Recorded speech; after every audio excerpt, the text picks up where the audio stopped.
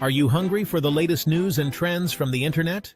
Welcome to What's Cooking on the Internet, your one-stop shop for discovering the hottest digital delights. Hit that subscribe button and let's get cooking. Europe's quietly scrambling to secure its rare earth metals, those crucial ingredients for our tech-driven lives.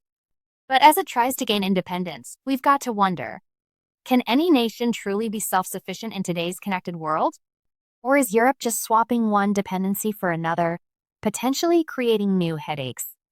The European Union is really trying to cut down its reliance on outside sources, especially China, for these rare earth metals. We're talking about 17 elements that are absolutely essential for everything from your phone and electric car to wind turbines and even advanced medical gear. Right now, China pretty much runs the show, handling about 70% of the mining and a massive 90% of the refining worldwide. That kind of control is a huge strategic risk for Europe and other countries. A big part of Europe's plan centers on expanding Solvays' rare earth processing plant in Rochelle, France.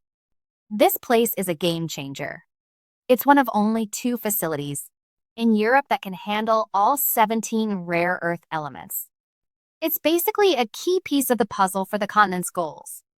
In fact, the EU's Critical Raw Materials Act, which passed last year, really highlights how urgent this is, setting clear goals to cut down import reliance by 2030 across mining, processing, and recycling. Solvays now focusing less on old uses like catalytic converters and more on the booming demand for magnets, which are vital for EV batteries, high-tech electronics, and defense systems. At first, the plan is to really push recycling rare earths already in Europe, aiming to cover 30% of the continent's needs that way. But as demand keeps skyrocketing, they'll definitely need new materials from places like Brazil, Canada, and Australia. This really shows something important. Europe wants independence, but it knows that a diverse global supply chain, not total self-sufficiency, is a much more realistic and lasting solution. One big problem, though, is that Europe doesn't have any rare earth mines up and running yet. Sure, there are promising projects in Norway and Sweden, but they're still about 10 years from actually producing anything. So, Europe still has to rely on outside mining, even as it builds up its own processing plants. Refining these metals is incredibly complex, involving thousands of steps and a lot of secret expertise, which just makes the whole challenge even bigger. The French government's financial help for Solvay, plus the EU's wider trade agreements to get raw materials, really shows how strategically important all these efforts are. China, for its part, sees rare earth exports as a sovereign right and a normal thing for dual-use goods, which just makes the global situation even trickier.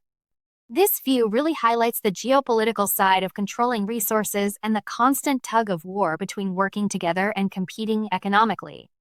Western companies in the rare earth business are always stressing that hey, need more government help of both rules and money to truly compete with China. It seems the race for rare earth security isn't just about tech and buildings. It's also about smart industrial policy and long-term public funding. But it's not just about money and security. This drive for rare earth independence also brings up bigger questions. Rare earth mining and processing often create a lot of waste and pollution, so Europe really needs to pay close attention to the environmental impact as it builds its own supply chains.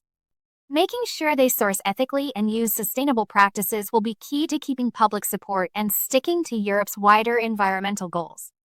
Plus, for this whole thing to work long-term, they'll need to train a skilled workforce and pour money into R&D to find greener, more efficient ways to process these materials. So, in the end, Europe's push for rare earth independence is a super complicated mission full of technical, economic, environmental, and geopolitical hurdles.